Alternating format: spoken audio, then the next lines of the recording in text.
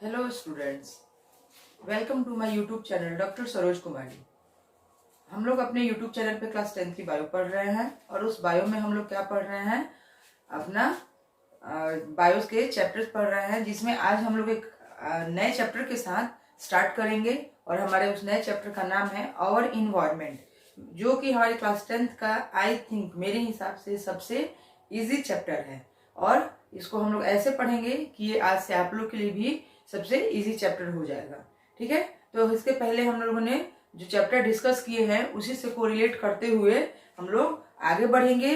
तो शुरू करते हैं हम लोग आज का अपना टॉपिक आवर इन्वायरमेंट।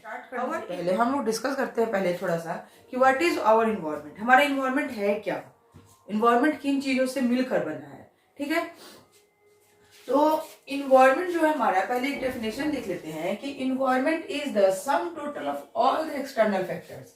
इन्वायरमेंट क्या है कि जितने भी आउटर फैक्टर्स हैं उन सबका सम टोटल है।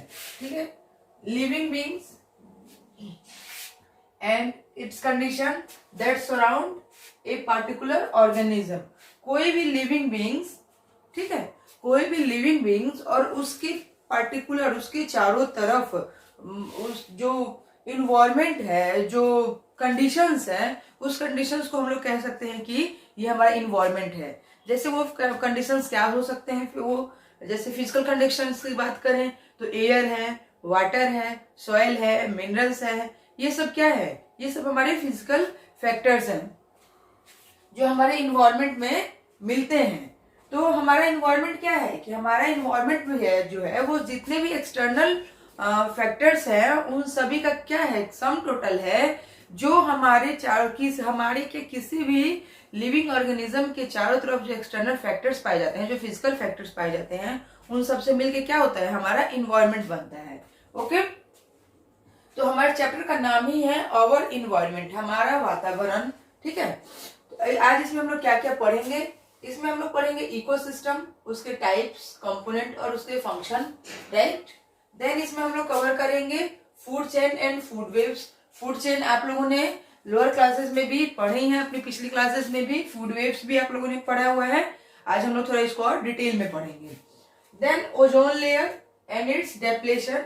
ओजोन लेयर क्या है और उसका डेप्लेशन यानी उसका ह्रास कैसे हो रहा है, कैसे वो ओजोन लेयर हमारी टूट रही है, वीक हो रही है।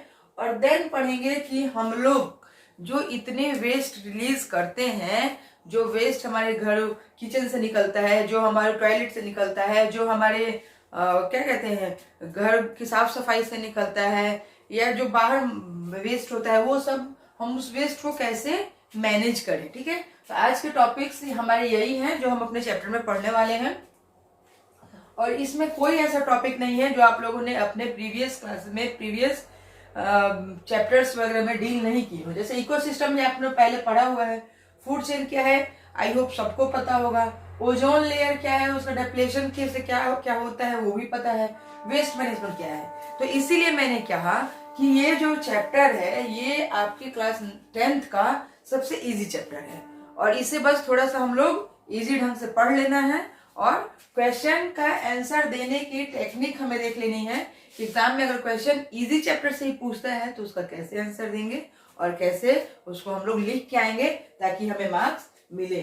Okay, then come to the ecosystem. Ecosystem क्या है और फर्स्ट टॉपिक इकोसिस्टम क्या है। Ecosystem is a geographical area of our environment. Ecosystem is a geographical area of our environment which consists of, ध्यान देंगे, which consists of distinct biotic community and the physical factors.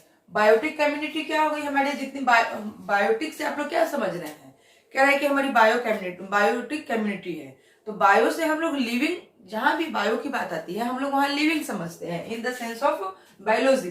तो bio की बात आ गई तो biotic component कह रहा है, तो बायोटिक कंपोनेंट में हमारे क्या क्या आ जाएंगे, प्लांट्स हैं, एनिमल्स है, फंजाई है, बैक्टीरिया है, ये सारे हमारे बायोटिक कंपोनेंट हो गए। देन कह रहा है कि फिजिकल फैक्टर यानी ए बायोटिक फैक्टर भी कह सकते हैं इसे हम लोग।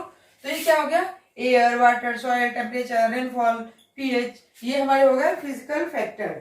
Both interacting and in exchanging materials, जब ये दोनों एक दूसरे को इंटरेक्ट करते हैं, ठीक है।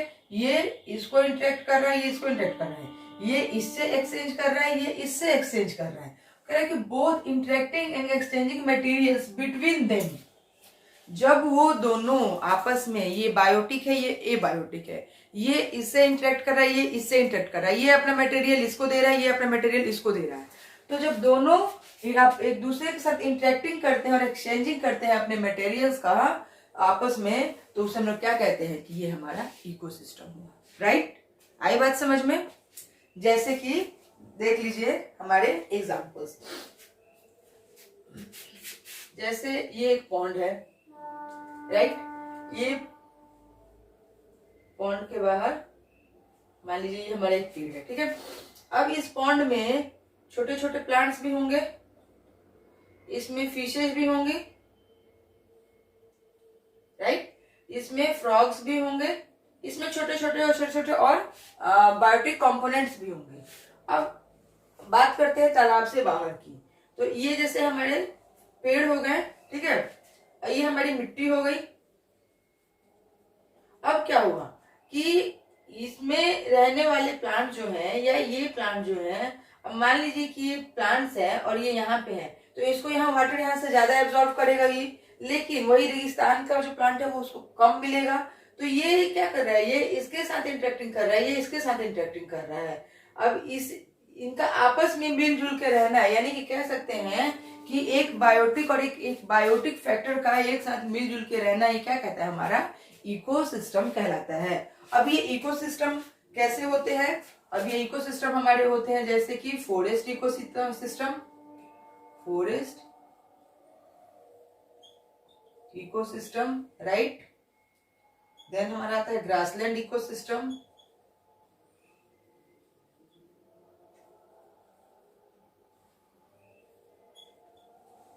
Grassland ecosystem.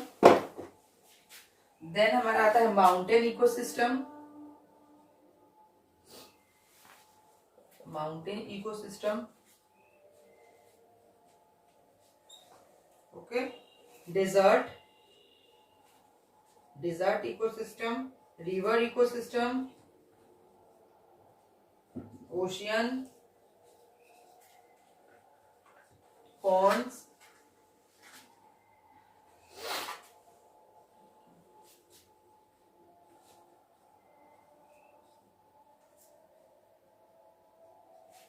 ये सारे हमारे क्या हो गए, टाइप्स ऑफ इकोसिस्टम हो गए, टाइप्स ऑफ इकोसिस्टम।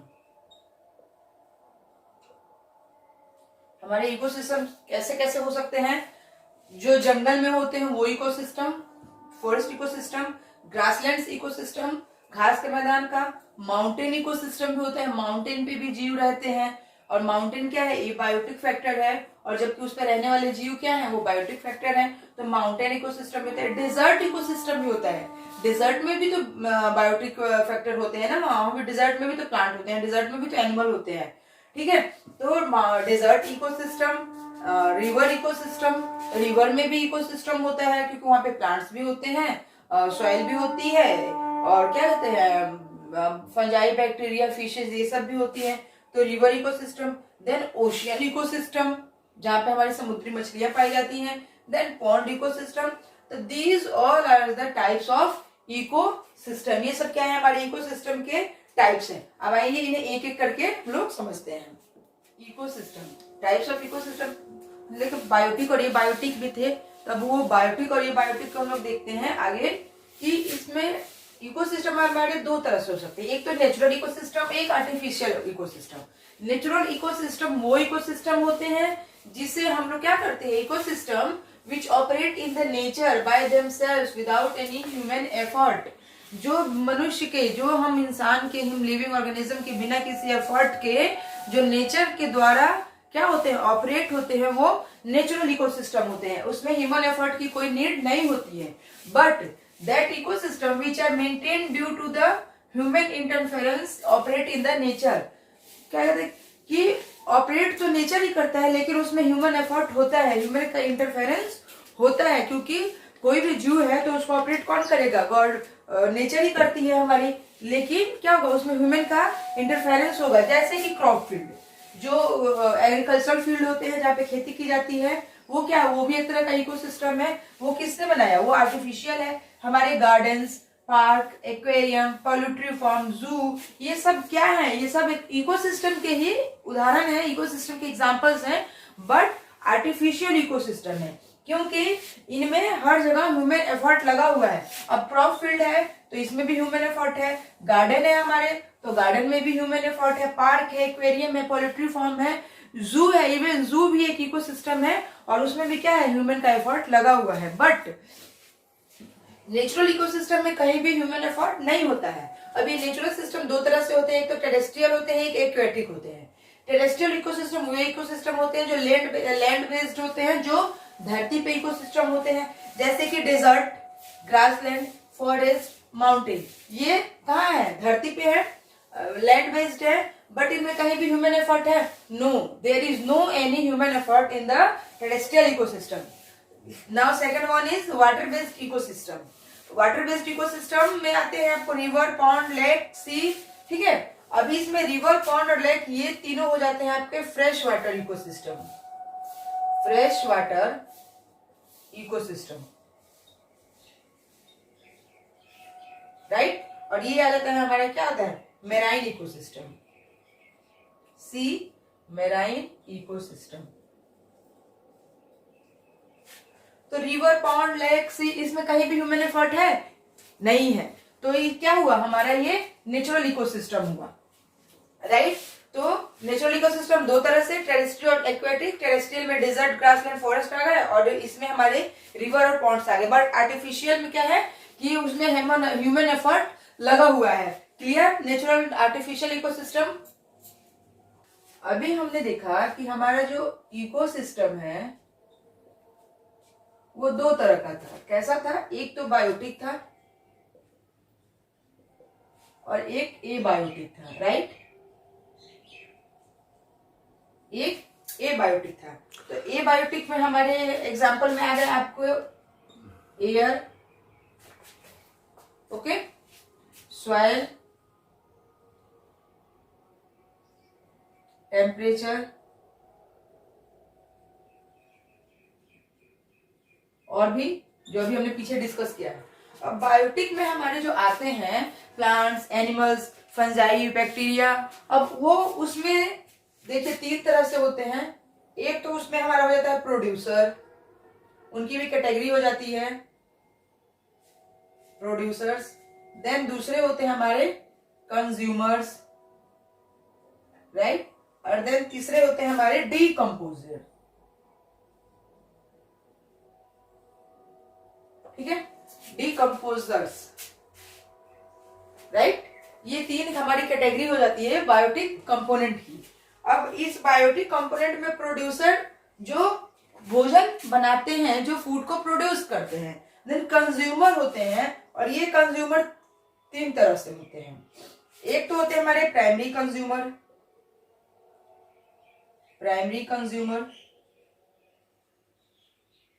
राइट। दूसरे होते हैं हमारे सेकेंडरी कंज्यूमर,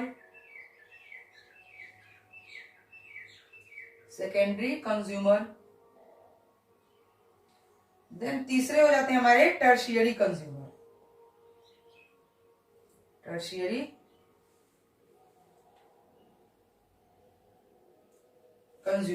अब ये primary consumer, secondary consumer, tertiary consumer क्या होते हैं ये समझेंगे। पहले ये देखते हैं कि हमारे ये जो होते हैं प्रोड्यूसर्स क्या होते हैं। तो प्रोड्यूसर्स होते हैं हमारे, प्रोड्यूसर्स क्या होते हैं कि organism which produce food in an ecosystem, organism which produce food in an ecosystem. क्या समझे कि वैसे ऑर्गेनिज्म जो हमारे इकोसिस्टम में क्या करते हैं, अपना भोजन खुद बनाते हैं, उसे हम लोग क्या कहते हैं, प्रोड्यूसर कहते हैं। और इस प्रोड्यूसर में हमारे क्या आ जाएंगे, ग्रीन प्लांट्स, राइट। देन हमारी साइनोबैक्टीरिया, इसे हम लोग ब्लू ग्रीन ग्रीन भी कहते हैं, राइट। और various types of algae, various types of algae. अभी क्या करते हैं, फोटोसिंथेसिस करते हैं,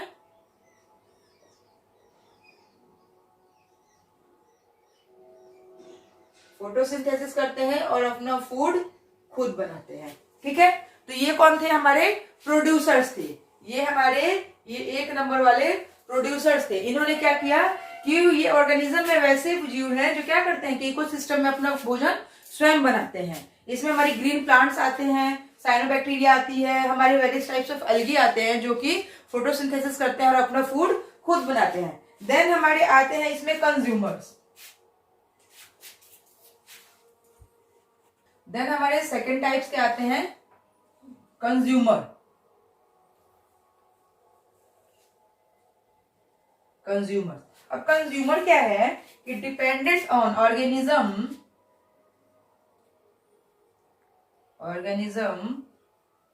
डिपेंडेंट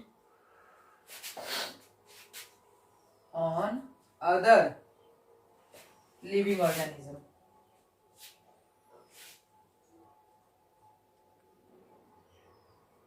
राइट। और फुलफिल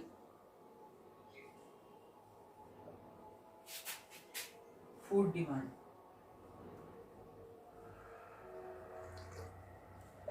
अब ये हमारे कंज्यूमर क्या होते हैं, ये वैसे ऑर्गेनिज्म होते हैं जो अपने फूड डिमांड को फुलफिल करने के लिए क्या होते हैं, अदर ऑर्गेनिज्म पे डिपेंड होते हैं, ठीक है। अब ये अपना भोजन खुद बना रहे हैं तो ये प्रोड्यूसर हो गए, प्रोड्यूस कर रहे हैं। कंज्यूमर क्या होते हैं कि अपने भोजन की डिमांड को फुलफिल करने के लिए, यानी अपना भोजन खाने के लिए क्या होते हैं, दूसरे जीव पर डिपेंडेंट होते हैं। ये फर्दर इसमें होते हैं, ये जैसे एक हर्बीवोर होता है, हर्बीवोर क्या होते हैं, हर्बीवोर क्या होता है, plant based diet, plant based diet. अब बताइए इतने सिंपल से क्वेश्चन का आंसर कि प्लांट बेस्ड डाइट क्या हो गया हमारा, कौन कौन आएंगे इसमें, हमारी गाय आ जाएगी, गॉट आ जाएगी, राइट, हमारा डियर आ जाएगा, और भी जीव हैं, और भी ऑर्गेनिज्म हैं जो क्या होंगे, हमारे प्लांट बेस्ड डाइट में आते हैं। हर्बीवोर डाइट मीन्स वो सिर्फ अपना भोजन कहाँ से लेते हैं, प्लांट से लेते हैं, वो फुल्ली डिपेंडेंट होते हैं प्लांट्स पे, और प्लांट्स क्या हो गए, प्रोड्यूसर हो गए क्योंकि अपना भोजन खुद बना रहे हैं। तो और हर्बीवोर क्या है, प्लांट बेस्ड डाइट होते हैं। देन इसमें आता है हमारा कार्निवोर, राइट। कार्निवोर क्या हो गया, animal based diet, animal based diet, जो अपना डाइट कहां से लेते हैं, जानवरों से लेते हैं। इनके एग्जांपल बताइए, lion, tiger, right, eagle, etcetera. Then इसमें थर्ड टाइप आता है हमारा ओमनिवोर। ओमनिवोर क्या होते हैं, both plant and animal based diet,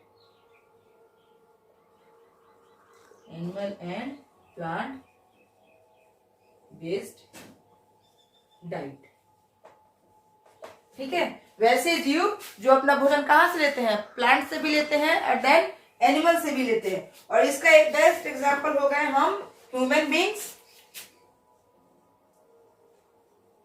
human, ठीक है, ह्यूमन बींग्स हो गए, और डॉग भी हो गया हमारा, ये भी ओमनिवोर हो गया, और भी बहुत हैं जो कि आप लोग जानते हैं, ठीक है। तो ये थे हमारे प्रोड्यूसर और कंज्यूमर। कंज्यूमर हमारे कैसे हो गए, herbivore, carnivore and then omnivore. अब यहां देखते हैं हम कि हमने पहले क्या आता है, प्रोड्यूसर आता है। तो प्रोड्यूसर में हम लोग एग्जांपल ले सकते हैं ग्रास का, प्रोड्यूसर में हमने एग्जांपल किसका लिया, ग्रास का। अब प्रोड्यूसर ने फूड प्रोड्यूस किया, अब कंज्यूमर आएगा इसको कंज्यूम करने, तो कंज्यूमर पहले कैसा होगा, हर्बीवोर होगा वो, तभी तो ग्रास को खाएगा ना, कार्निवोर तो इसको खाएगा नहीं। तो ग्रास को किसने खाया? ग्रास हॉपर ने, ग्रास हॉपर ने, ठीक है। अब देखिए, अब ग्रास को ग्रास हॉपर ने खा लिया, तो ग्रास हॉपर को कौन खाएगा? स्नेक खाएगा, स्नेक खाएगा। और स्नेक को किसने खा लिया? ईगल ने खा लिया। आप समझ रहे हैं मैं आप लोग को क्या समझाने की कोशिश कर रही हूं? मैं आप लोग को ये बायोटिक फैक्टर्स के सीक्वेंस दिखा रही हूँ कि कैसे फूड कंज्यूम होता है, कैसे एक लेवल से दूसरे लेवल में फूड आगे पास आउट होता है। तो अब देखिए, ग्रास तो जो थे हमारे, वो क्या थे? ये तो प्रोड्यूसर ही है, ये प्रोड्यूसर है, अपना भोजन खुद बना रहा है। देन इसमें क्या हो गया? हम लोगों ने क्या पढ़ा? प्राइमरी कंज्यूमर, सबसे पहले उसे कौन कंज्यूम कर रहा है? तो ये जो थे ग्रास हॉपर, ये हो गए हमारे प्राइमरी कंज्यूमर, राइट। अब उसके बाद है हमारे सेकेंडरी कंज्यूमर, स्नेक हो गया हमारा सेकेंडरी कंज्यूमर, ठीक है। देन टर्शियरी कंज्यूमर, तो ईगल क्या हो गया हमारा? टर्शियरी कंज्यूमर हो गया, ये हो गया हमारा टर्शियरी कंज्यूमर, ठीक है। ये क्लियर हुआ आप लोग को? कंज्यूमर, कंज्यूमर कैसे होते हैं? हर्बीवोर भी होते हैं, कार्निवोर भी होते हैं और ओमनीवोर भी होते हैं। तो इसका ये मैंने एग्जांपल दिया कि ग्रास क्या थे? हमारे प्रोड्यूसर थे। देखिए कैसे हमारी इकोसिस्टम बैलेंस हो रही है, कैसे बैलेंस होकर चल रही है। तो ग्रास जो थे हमारे, ये प्रोड्यूसर थे। फिर ग्रास को ग्रास हॉपर ने खा लिया, तो ये क्या हो गया? हमारा प्राइमरी कंज्यूमर था, इसने क्या किया? कंज्यूम किया उसे, तो ये हमारा कंज्यूमर था, बट प्राइमरी कंज्यूमर था। फिर ग्रास हॉपर को स्नेक ने खा लिया, क्योंकि वो तो स्नेक तो ग्रास खाएगा नहीं, तो वो ग्रास हॉपर को खा रहा है, तो ग्रास हॉपर को स्नेक ने खा लिया, तो ये हमारा सेकेंडरी कंज्यूमर हो गया। ये हो गया हर्बीवोर, ये हो गया कार्निवोर। देन ईगल आया और ईगल ने क्या किया कि स्नेक को ही खा लिया, तो ये हो गया हमारा टर्शियरी कंज्यूमर, ठीक है। तो ऐसे हमारे जो कंज्यूमर होते हैं, primary consumer, secondary consumer, tertiary consumer, ऐसे चलते हैं। नाउ अब हम लोग डिस्कस करते हैं डीकंपोजर्स। कंपोजर्स क्या होते हैं कि ये सेप्रोफाइटिक होते हैं। यहां बताती हूं मैं आप लोग को डीकंपोजर। डीकंपोजर क्या होते हैं? सेप्रोफिटिक होते हैं। Saprophytic means feed on dead and decaying animals.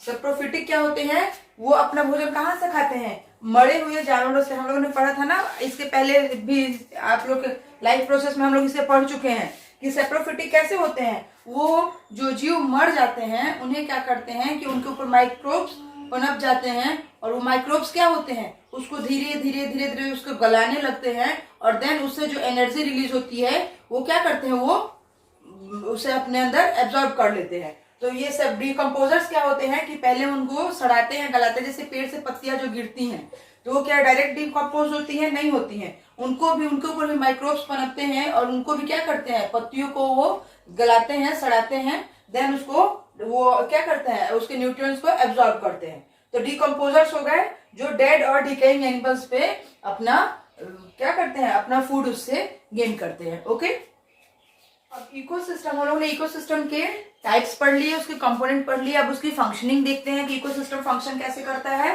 तो इकोसिस्टम की फंक्शनिंग में क्या होता है कि the producer synthesize complex food with the help of solar energy, CO2, sunlight and minerals. Producers क्या करते हैं? जैसे कि ये हमारा हो गया प्लांट, ठीक है, इस पे ये आ गई हमारी सनलाइट, राइट। तो इससे क्या हुआ कि प्लांट हमारा क्या कर रहा है? यहाँ से मिनरल से वाटर ले रहा है, सॉरी सॉइल से वाटर ले रहा है, इधर से सनलाइट ले रहा है, और इसने क्या किया? अपना फूड प्रोड्यूस किया। तो ये हो गया प्रोड्यूसर, इसने अपना फूड प्रोड्यूस किया। तो ये क्या करते हैं? सोलर एनर्जी, CO2 और मिनरल्स के हेल्प से क्या करते हैं? प्रोड्यूसर अपना फूड प्रोड्यूस करते हैं। देन आते हैं कंज्यूमर्स। कंज्यूमर्स क्या करते हैं? Consumer eat up plants and other animals as food, so energy is transfer to the next organism. तो अब प्लांट जो अपना भोजन बनाया, ट्री, ये क्या आई? इस ट्री को गॉड ने खा लिया, ठीक है। तो इस ट्री को गॉड ने खा लिया। तो प्लांट के पास जितनी एनर्जी थी, क्या प्लांट के पास जितने, और सोलर एनर्जी जितनी लेते हैं प्लांट्स, उसका क्या करते हैं 1% ही अपना भोजन बनाने में यूज करते हैं। तो प्लांट ने क्या किया, प्लांट्स के पास अभी फुल एनर्जी है, इसने अपना फूड प्रोड्यूस किया है। देन गॉट ने प्लांट को खा लिया, तो एनर्जी लेवल, एनर्जी क्या हुआ, यहाँ से यहाँ ट्रांसफर हो गया, राइट, एनर्जी यहाँ से यहाँ ट्रांसफर हो गई। देन आए हमारे डीकम्पोजर्स, उसके बाद क्या हुआ, कंज्यूमर ने भोजन को खा लिया। अब when plants and animals die, then decomposers feed on dead remains on their body, decompose them into simple material like CO2, water and minerals। अब क्या हुआ कि जो जीव भोजन को खाते हैं वो क्या करते हैं कि वो जब मर जाते हैं तो डिकम्पोजर, हम लोग ने वही ना पढ़ा, प्रोड्यूसर, कंज्यूमर, डिकम्पोजर। तो डिकम्पोजर में क्या करते हैं, डिकम्पोज करते हैं, उनके बॉडी पे फीड करते हैं और उनको सिंपल सब्सटेंसेस में तोड़ देते हैं। अब उससे क्या होता है कि वाटर जो होता है वो सॉइल में चला जाता है, मिनरल्स जो होता है वो सॉइल में चला जाता है, जो क्या होता है CO2 होती है वो हमारी इन्वायरमेंट में चली जाती है। तो फिर इस तरह से क्या होता है कि एनर्जी का फिर से साइकिल जो होता है आगे बढ़ने लगता है और ये एनर्जी फिर से हमारे इन्वायरमेंट में आ जाती है। तो इस तरह से हमारा इकोसिस्टम फंक्शनिंग करता है, राइट। अब देखिए यहाँ क्या हुआ कि प्लांट्स ने जो फूड बनाया इसे गॉड ने खाया, तो ये एनर्जी क्या हुई, प्लांट से गॉड के पास चली गई। देन अब टाइगर आया, तो टाइगर ने क्या किया कि गॉड से एनर्जी ली, टाइगर गॉड को खा गया तो गॉड की एनर्जी कहाँ गई, टाइगर में चली गई। तो क्या 100% जो एनर्जी प्लांट के पास थी वो इनके पास 100% आई? नो, इसलिए नहीं आई क्योंकि प्लांट्स अपना जो खा रहा है उसका कुछ ही पार्ट इसको देगा ना। उसको मान लीजिए इसने 10% दिया, कंप्लीट कैसे देगा, क्योंकि प्लांट्स को फिर फोटोसिंथेसिस भी करना है ना, उसको और भी काम है। तो इसका कुछ एनर्जी इसको मिला और मान लीजिए इसके पास 100% एनर्जी है, तो ये क्या करेगा कि 90% एनर्जी अपने पास रख के 10% ही आगे जाएगी ना, क्योंकि इसको भी तो रिस्पायरेशन करना है, डाइजेशन करना है, इसको भी तो अपने अदर फंक्शनिंग्स अपने बॉडी के परफॉर्म करने हैं। तो इस तरह क्या होता है कि जितने भी ये ट्रॉपिक लेवल में जितने भी ये आते हैं इनके पास कंप्लीट एनर्जी गेन नहीं होती है। जो भी एनर्जी प्रोड्यूसर के पास होती है, प्राइमरी कंज्यूमर के पास होती है, उसका 10% सेकेंडरी को जाता है, सेकेंडरी का 10% टर्शियरी को जाता है और ये लेवल ऐसे चलते रहते हैं। टॉपिक डिस्कस करते हैं जो होता है क्या, फूड चेन। फूड चेन क्या है कि food chain is a linear series, ये एक लीनियर सीरीज है of organism which represent the sequence in which a particular organism eat the other and becomes a source of food for the other in an ecosystem।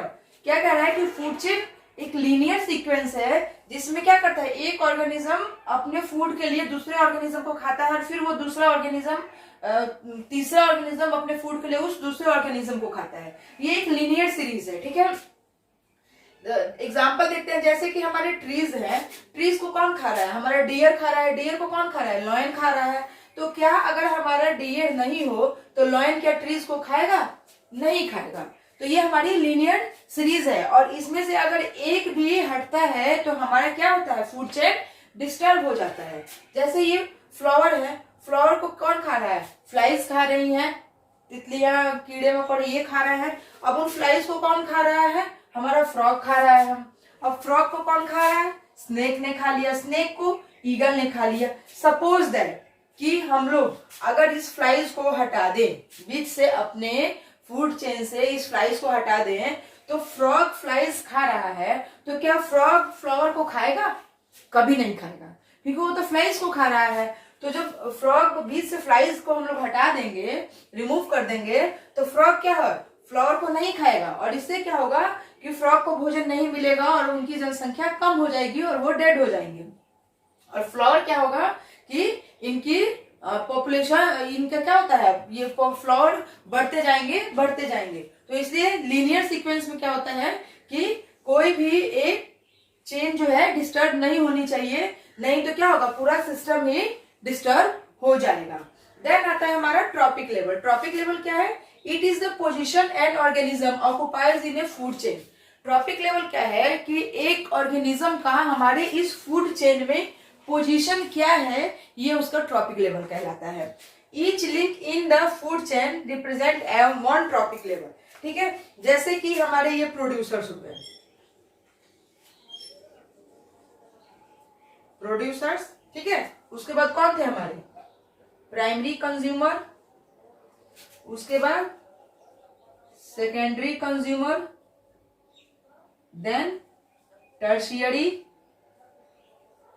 Consumer, ठीक है। इसी तरह क्वार्टरनी आगे बढ़ते जाएगा। तो ये प्रोड्यूसर जो है ये क्या है, ये हमारे फर्स्ट ट्रॉपिक लेवल है, इसे हम फर्स्ट ट्रॉपिक लेवल कहेंगे, ट्रॉपिक लेवल, ठीक है।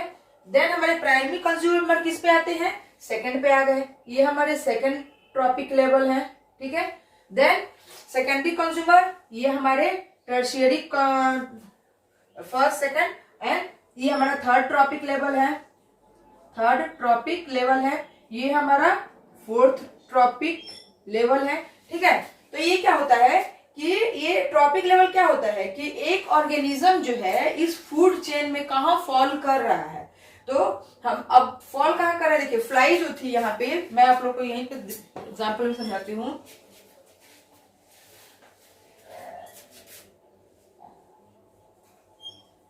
ट्रॉपिक लेवल यहीं पे आप लोग को क्लियर होगा।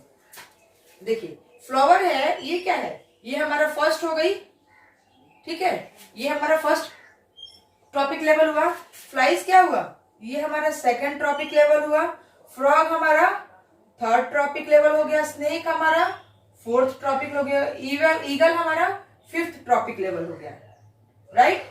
अब अगर आपसे हम पूछ दें कि फूड चेन में, इस फूड चेन में हमारा फ्रॉग जो है किस ट्रॉपिक लेवल पे आता है, तो आप लोग इजिली यहाँ देख ले रहे हैं कि फ्रॉग हमारा किस ट्रॉपिक लेवल पे आ रहा है, थर्ड ट्रॉपिक लेवल पे आ रहा है। स्नेक, ईगल हमारा क्या आ रहा है, फिफ्थ पे आ रहा है।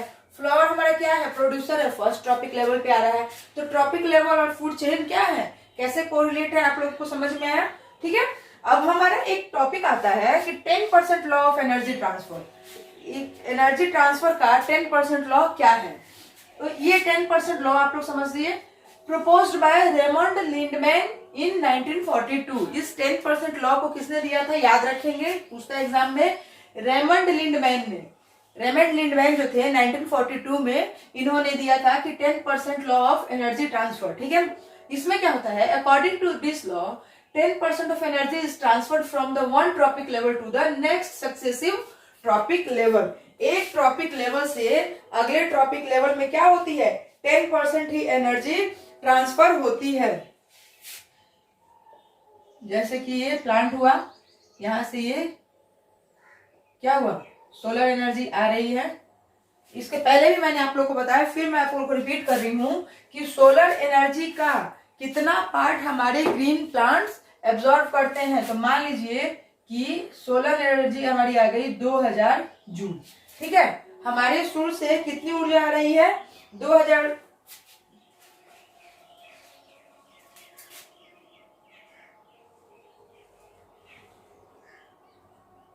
किलो जूल, ठीक है। किलो जूल क्या है, एनर्जी को मापने का मात्रक है, ठीक है। तो अगर इस हमारे सन से 200 किलो जूल अगर एनर्जी आ रही है तो हमारा प्लांट क्या करेगा, इसका 1% ही क्या करेंगे, इसका 200 किलो जूल का 1% हमारे इन लीव्स पे फॉल करेगा, और वो 1% कितना हुआ, 2 किलो जूल, ठीक है। और ये 2 किलो जूल एनर्जी क्या करेगी, हमारे ग्रीन प्लांट्स के लीव्स पे आएगी, और इस एनर्जी को ही प्लांट्स क्या करेंगे कि सोलर एनर्जी को ही एब्जॉर्ब करेंगे और देन इससे अपना फूड बनाएंगे। तो ये हमारा, ये नहीं कि हमारे सन से जितने सोलर एनर्जी आती है वो प्लांट सारे कंज्यूम करते हैं। अब ये 10% लॉ क्या है ये देखते हैं एग्जाम्पल में। जैसे कि यहां से एग्जाम्पल उठाइए, प्लांट्स, डियर, देन लॉन। अब 10% एनर्जी का लॉ क्या है कि मान लीजिए कि हमारे प्लांट्स के पास 3000 किलो जूल एनर्जी है, ठीक है। हमारे प्लांट्स के पास कितनी एनर्जी है, 3000 किलो जूल। तो 3000 किलो जूल का 10% कितना हुआ, 3000 जूल का 10% 300 जूल, 300 किलो जूल। ये किसे मिला, हमारे डियर को मिला। अब 300 किलो जूल का फिर 10% कितना हुआ, 3 kg जूल, ठीक है, सॉरी 30 kg जूल, 30 हुआ 30 kg जूल। तो अब देखिए क्या हमारे प्लांट्स के पास जितनी एनर्जी थी ये कंप्लीट एनर्जी हमारे लॉयन तक पहुंची? नहीं पहुंची, इसमें इसका 10% ही आगे जाता है। तो लिंडमैन ने क्या कहा था कि जो एनर्जी ट्रांसफर होती है वो हमारे एनर्जी का जो एनर्जी होती है उसका 10% ही ट्रांसफर होती है। तो ये एक सीक्वेंस में चलता है कि अब मान लीजिए कि यहाँ ये 30 जूल है, फिर इसके आगे जो होगा उसको 3 kg जूल मिलेगा। अब बताइए कि उसको आगे जो होगा उसको क्या मिलेगा, उसको एनर्जी कितनी मिलेगी? तो ये इसीलिए क्या करते हैं, ये बैलेंस रहता है और इसीलिए इन्होंने ये 10% लॉ दिया कि 10% लॉ क्या था कि एनर्जी हमारी आगे 10% ही ट्रांसफर होती है। अब एग्जाम में कभी कभी पूछ देता है कि अगर हमारे प्रोड्यूसर के पास मान लीजिए 5000 किलो जूल एनर्जी है तो हमारे टर्शियरी कंज्यूमर के पास कितनी एनर्जी होगी। अब ये नहीं कह रहा है कि लॉयन के पास, क्योंकि उसने तो दिया नहीं है, वो सिर्फ बता रहा है आपको कि तब उसके टर्शियरी कंज्यूमर के पास कितनी एनर्जी जाएगी। तो इसी तरह उसको हम लोग निकाल लेंगे। या कभी कभी क्वेश्चन दे देता है कि हमारे टर्शियरी कंज्यूमर के पास 50 kg जूल एनर्जी है, ठीक है। तो अगर हमारे टर्शियरी कंज्यूमर के पास 50 kg है तो पूछ रहा है कि प्राइमरी कंज्यूमर के पास कितनी एनर्जी होगी। अब देखिए यहाँ पे फंसा रहा है क्वेश्चन। तो हम ऐसे निकाल लेंगे बच्चों कि ये जो 50 kg था हमारे टर्शियरी कंज्यूमर के पास है, तो फैक्ट है कि इसके पास हमारा 500 kg आ जाएगा, 500 किलो जूल, क्योंकि इस 500 का ही तो 10% 50 हुआ ना, जो कि हमारे लॉयन के पास थी, सॉरी लॉयन नहीं, उस हम टर्शियरी कंज्यूमर कहेंगे। और देन पूछ रहा है कि प्राइमरी के पास कितनी आ जाएगी, तो प्राइमरी के पास कितनी आ जाएगी, 5000 आ जाएगी, 5000 किलो जूल आ जाएगी। तो क्वेश्चन में फंसना नहीं है, इस टाइप के क्वेश्चन एग्जाम्स में आते हैं। ओके, देन एक हमारा छोटा सा टॉपिक बचता है फूड वेव। देखिए फूड वेव क्या है, फूड वेव आप लोग समझिए कि food web is a network, food web is a network, okay, of interconnected, network of interconnected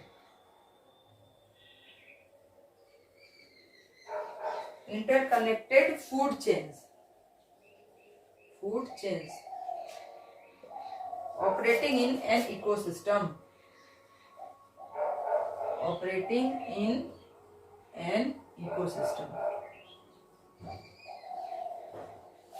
food web क्या है कि food web is a network है, जबकि फूड चेन क्या था, लीनियर सीक्वेंस था, लीनियर सीरीज थी। बट फूड वेव क्या है, नेटवर्क है, interconnected food chain, interconnected food chain का ऑपरेटिंग इन एन इकोसिस्टम, जो हमारे इकोसिस्टम को ऑपरेट करता है। जैसे एग्जांपल देख लेते हैं, ये हमारा एक फूड वेव है, फूड वेव। अब कॉर्न है, ठीक है, कॉर्न को ग्रास हॉपर ने खा लिया, ठीक। अब फ्लोरिंग प्लांट्स है तो इसको बटरफ्लाई खा रही है, लिवेंडर्स है तो इसको भी बटरफ्लाई खा रही है। अब ग्रास हॉपर को किसने खा लिया, रैट ने खा लिया, ग्रास हॉपर जो था हमारा इसे रैट ने खा लिया, रैट को पाइथन ने खा लिया, ठीक। अब ग्रास हॉपर को अगर रैट नहीं खा रहा है तो फ्रॉग खा जाएगा, ग्रास हॉपर को अगर रैट ने नहीं खाया तो फ्रॉग खा जाएगा, फ्रॉग को वुल्फ खा जाएगी, वुल्फ को ईगल खा जाएगा, देन ईगल को कौन खा जाएगा, पाइथन खा जाएगा। तो यहाँ क्या हो रहा है कि अगर किसी एक को हम हटा भी दे रहे हैं तो इससे हमारा फूड चेन डिस्टर्ब नहीं हो रहा है। सपोज दैट हमने रैट को हटा दिया, तो रैट को हटा दिया तो कॉर्न जो है, कॉर्न को ग्रास ऊपर खाना है, तो अगर हम रैट को हटा देंगे तो रैट को ग्रास ऊपर को रैट नहीं खाएगा तो फ्रॉग खा जाएगा। तो इससे क्या हो रहा है, बैलेंस डिस्टर्ब नहीं हो रहा है। अब जैसे बटरफ्लाई में देखिए, यहाँ फ्लोरिंग प्लांट्स को कौन खा रहा है, बटरफ्लाई खा रही है, तो बटरफ्लाई को कौन खा रहा है, फ्रॉग खा रहा है। सपोज दैट हमने फ्रॉग को हटा दिया तो बटरफ्लाई को कौन खा जाएगा, ड्रैगन फ्लाई खा जाएगी, ड्रैगन फ्लाई को थ्रस्ट खा जाएगा, थ्रस्ट को ईगल खा जाएगा, फिर ईगल को पाइथन खा जाएगा। तो ये फूड वेव का क्या मतलब हुआ कि एक जाल है, ये एक नेटवर्क है जो हमारे फूड चेन को क्या करता है, इंटरकनेक्टिंग करके रखता है, किस लिए, हमारे इकोसिस्टम को बैलेंस करने के लिए। तो ये था हमारा फूड चेन और इकोसिस्टम हम लोगों ने पढ़ लिया। देन अब हम अपने देखते हैं क्या, environmental problem and it's management. Environmental problem क्या है, तो हमारी जो ओजोन लेयर है, ये ओजोन लेयर कहाँ होती है, हमारी जो अर्थ है, ठीक है, अर्थ के ऊपर का लेयर क्या किसे कहते हैं, ट्रोपोस्फियर, देन उसके ऊपर आता है हमारा स्ट्रेटोस्फेयर, स्ट्रेटोस्फेयर, स्ट्रेटोस्फेयर के बाद आता है हमारा मेसोस्फेयर। तो हमारी ओजोन लेयर जो है इस स्ट्रेटोस्फेयर के बीच में आती है। हमारी जो सेकंड लेयर है इसी के बीच में आती है हमारी ओजोन लेयर, ओजोन लेयर, ठीक है। A layer in the earth stratosphere containing a high concentration of ozone gas, ये स्ट्रेटोस्फेयर के लेयर के बीच में आती है, उसके पहले ट्रोपोस्फेयर के बाद में और स्ट्रेटोस्फेयर के पहले, ठीक है। Which absorb most of the ultraviolet radiation reaching the earth from the sun, ये कह रहा है कि हमारे सन से बहुत सी ऐसी अल्ट्रा यूवी रेज निकलती हैं जो यूवी रेज क्या करती हैं, हार्मफुल होती हैं। यूवी ए होती है, अल्ट्रावायलेट रेज ए होती है, अल्ट्रावायलेट रेज बी होती है। ये क्या करती हैं, हमारी जो ये अर्थ है और ये सन है जहाँ पे ओजोन ले जाती है, तो यहाँ एक क्या होता है, यहाँ हमारे अर्थ और सन के स्ट्रेटोस्फेयर के बीच में क्या होता है, एक ओजोन लेयर होती है। ये क्या करती है, अल्ट्रावायलेट ए बी रेज जितनी भी आती हैं ये ओजोन लेयर उसे एब्जॉर्ब कर लेती है और वेरी लिटिल अमाउंट आती तो है धरती पर, बट वेरी लिटिल अमाउंट में आती है जिससे कि हार्मफुल ज्यादा नहीं होता है, जो कि ज्यादा हार्मफुल हमारे इन्वायरमेंट के लिए नहीं होती है। तो ओजोन लेयर क्या है कि सन से आने वाली जितने भी अल्ट्रावायलेट रेज उनको एब्जॉर्ब करके हमें सेफ रखती है। अब इसका डेप्लेशन कैसे हो रहा है, depletion of ozone layer, depletion मतलब इसका ह्रास, इसका टूटना, इसका क्षरण कैसे हो रहा है। Causes of ozone layer depletion, cause क्या है, सीएफसी क्लोरोफ्लोरोकार्बन, सीएफसी गैस जो है जो कि हमारे कहाँ से निकल रही है, फैक्ट्रियों से निकल रही है। हम अपने खेतों में जो छिड़काव कर रहे हैं डीडीटी वगैरह का, उनसे निकल रही है। और ये हाइड्रोक्लोरोफ्लोरोकार्बन HCFC, ये मिथाइल ब्रोमाइड है, मिथाइल क्लोरोफॉर्म है, ये सब कहाँ से निकल रहे हैं, हमारे फैक्ट्रियों से जो निकल रही है ये सब गैसेज, वो क्या कर रही है, हमारी ओजोन लेयर को डिप्लेशन कर रही है, डेप्लीट कर रही है। इफेक्ट क्या हो रहा है इसका, स्किन कैंसर जैसी बीमारियां, डीएनए डैमेज हो जा रहे हैं, रिड्यूस ऑफ इम्यूनिटी, इम्यूनिटी कम हो जा रही है। सनबर्न्स, देखते हैं सन स्क्रीन क्रीम अब मार्केट में आने लगी है क्योंकि सनबर्न से जो आपका चेहरा झुलस है उसको ठीक करने के लिए। तो सनबर्न जैसी बीमारियां होती हैं, लो क्रॉप प्रोडक्टिविटी भी होती है, फसलों की कमी होने लगती है क्योंकि फसलों को सही से पोषण नहीं मिल पाता है। तो ये उसके इफेक्ट होते हैं डिप्लेशन के। अब ओजोन लेयर का डिप्लेशन होता कैसे है, CFC emission reaches the ozone layer, CFC gas जो होती है वो हमारे ओजोन लेयर में घुसती है, ठीक है। Then CFC are broken down by the sun ultraviolet rays releasing chlorine atoms into the ozone layer.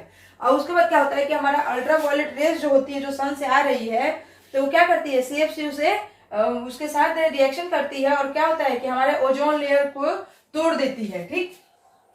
Then active chlorine atoms break down the ozone molecules, और एक्टिव जो क्लोरीन के एटम्स होते हैं ये सीएफसी गैस अल्ट्रावायलेट रेज के साथ मिलकर क्या करती है, क्लोरीन एटम बनाती है। और ये क्लोरीन एटम क्या करते हैं, हमारे जो ओजोन लेयर है एक्टिव एटम क्या करते हैं, break down the ozone molecules, ozone के मॉलिक्यूल्स को तोड़ देते हैं और जिससे क्या हो जाता है, ओजोन का डिप्लेशन हो जाता है। ओजोन डिप्लेशन मतलब ओजोन का क्षरण हो जाता है, ठीक है।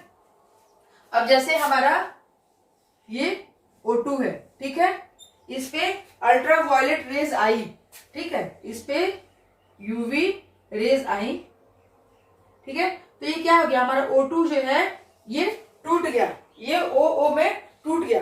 अब हमारा ये सिंगल हो गया, ये सिंगल हो गया, तो एक सिंगल क्या कर रहा है कि हमारा जो O2 था इन्वायरमेंट में उससे रिएक्शन कर रहा है O2 और इसी से क्या बन रहा है, हमारा O3 ओजोन लेयर बन रहा है, ठीक है।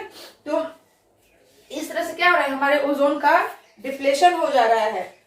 ये था हमारा ओजोन लेयर और इसका depletion, environmental problem and it's management. अब हमारा एक छोटा सा टॉपिक बचता है वेस्ट मैनेजमेंट। वेस्ट, हमारे जो भी वेस्ट निकलते हैं, जो भी हमारे घरों से निकलते हैं, जो भी हमारे लैंडफिल से निकलते हैं, जो हमारे फैक्ट्रियों से निकलती है, इस वेस्ट को हम मैनेज कैसे करें। तो मैनेजमेंट में इसमें हम लोग क्या कर सकते हैं कि पहले तो प्रिपरेशन ऑफ कंपोस्ट कर सकते हैं, ठीक है। Biodegradable waste can be converted into compost by burying a pit. क्या करेंगे कि हम एक गड्ढा खोद देंगे, ठीक है। इसमें भी जितने भी बायोडिग्रेडेबल वेस्ट है इस सबको इस गड्ढे में डाल देंगे और इसको ढक देंगे, ठीक है। और फिर उससे क्या होगा, हम लोग कंपोस्ट बनाएंगे, जो कि हम लोग पहले चैप्टर में पढ़ चुके हैं, कंपोस्ट और मैन्योर, राइट। तो एक ये तरीका होता है प्रिपरेशन ऑफ कंपोस्ट करके हम लोग क्या करते हैं, वेस्ट मैनेजमेंट कर सकते हैं। देन हमारा दूसरा आता है लैंडफिल्स। लैंडफिल्स में क्या होते हैं कि हमारे पास जितने भी वेस्ट होते हैं, ठीक है, disposal of waste by putting in a low lying area. इसे हम लोग क्या करेंगे कि एक जैसे कि ये समतल जमीन है तो कहीं कहीं ऐसा होता है कि बहुत बड़े गड्ढे होते हैं, खाई होती है, तो उसको भरने के लिए क्या हम लोग इसको यूज कर सकते हैं, जो लो लेइंग एरिया है वहां पे इसको फिल करके उसको ऊपर से मिट्टी हम लोग भरवा सकते हैं। तो इससे क्या होगा, लैंड फिलिंग का काम भी हो जाएगा, वहां की धरती समतल भी हो जाएगी और हमारे जो वेस्ट है वो भी मैनेज हो जाएंगे। देन एक आता है हमारा इंसिनरेशन। इंसिनरेशन में क्या होता है कि burning of waste substance at high temperature. जैसे हमारी मशीन्स होती हैं, इसमें क्या होगा कि जितने भी जो वेस्ट प्रोडक्ट्स होते हैं, वेस्ट मटेरियल्स होंगे, उसको इस मशीन में डाल दिया जाता है और इसको हाई टेम्परेचर पे क्या किया जाता है, जला दिया जाता है, जिससे क्या निकलती है, राख निकल जाती है। लेकिन ये भी कहीं ना कहीं उसका जो धुआं निकलता है वो हार्मफुल होता है, बट फिर भी तो ये इस एक तरीका है जिससे हम लोग क्या करते हैं, अपने वेस्ट को मैनेज कर सकते हैं। देन हमारा आता है सीवेज ट्रीटमेंट, यानी कि जो हमारे नालों से जो अब हमारे जो नाले नदियों से जो पानी बह रहा है, जो हमारे घरों से वेस्ट निकल रहा है, उसको हम लोग पहले ट्रीट करें, ठीक है। ट्रीटमेंट मतलब मीन्स क्या कि इट ऑल्सो, उसको हम लोग पहले ट्रीटमेंट करेंगे और देन उसे क्या होगा, हम अपनी नदियों में बहाएंगे, जिससे क्या होगा कि वहां पे उस पानी का हमारे नहर नालों में कोई साइड इफेक्ट नहीं होगा। देन उसे हम लोग एक आता है हमारे लास्ट टाइम रिसाइकलिंग। हम लोग रिसाइकलिंग कर सकते हैं, जो भी हमारे पेपर वगैरह होते हैं, पेपर, वुड, इन सब चीजों का हम लोग क्या करते हैं, पहले हम लोग इसे हम लोग यूज करते हैं, इसे हम लोग रीयूज कर सकते हैं, रिसाइकिल कर सकते हैं, ठीक है। तो ये सारे ऐसे मेथड्स हैं जिनके थ्रू क्या करते हैं कि हम अपने वेस्ट को मैनेज कर सकते हैं, ठीक है। और इसी वेस्ट मैनेजमेंट के साथ हमारा आज का टॉपिक और इन्वायरमेंट, आज का हमारा चैप्टर जो है वो कंप्लीट होता है। मिलते हैं एक नेक्स्ट चैप्टर के साथ, जो कि हमारा बायो का लास्ट चैप्टर है, और management of our environment. Okay, तो हम लोग कल मिलते हैं अपने नए वीडियो के साथ। तब तक आप इस वीडियो को देखते रहिए और इसे लाइक और सब्सक्राइब करते रहिए। Thank you.